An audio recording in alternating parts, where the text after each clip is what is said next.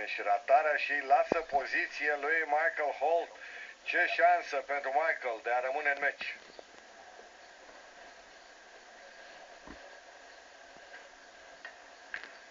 La celelalte mese, Stervingham și Marco Fu la egalitate 3-3. Barry Hawkins în continuare avans de 2 jocuri în fața scoțianului Alan McManus, 4-2.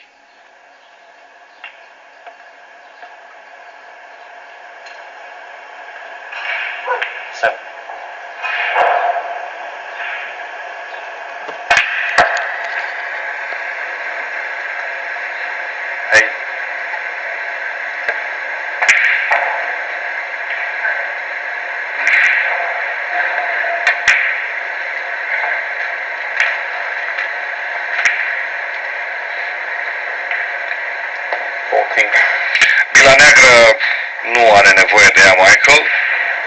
Restul bilelor se află în fie pe punctele lor, restul bilelor colorate, fie în poziții atacabile. Gândesc aici la bila galbenă, iar bilele roșii, sigur, în funcție de strategia pe care o gândește Michael Holt, pot merge în orice buzunar superior.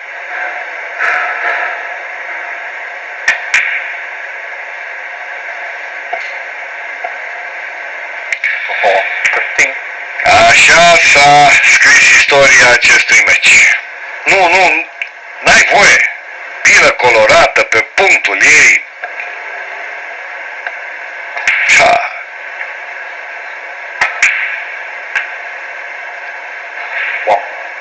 Nici la non-amator nu faci față într-un meci cu asemenea ratări.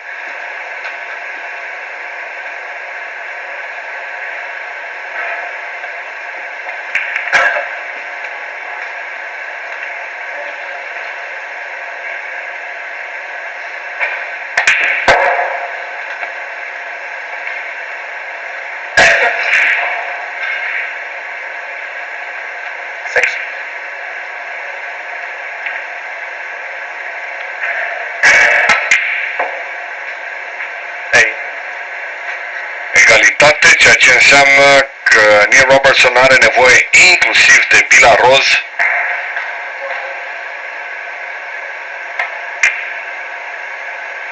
pentru a câștiga meciul 5-1.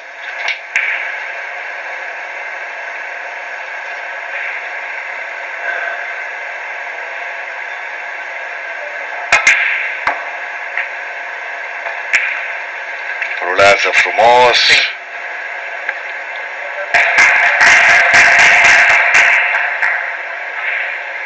Se poate apropia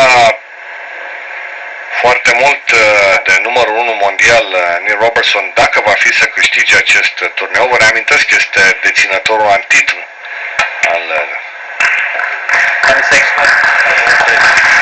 acestui turneu. Victorie lejeră, 5-1 pentru Neil Robertson în fața lui Michael Holt și Ozzy își așteaptă adversarul din sferturile de finală ce se va decide în urma disputei Zhao Xingtao, Sean Murphy.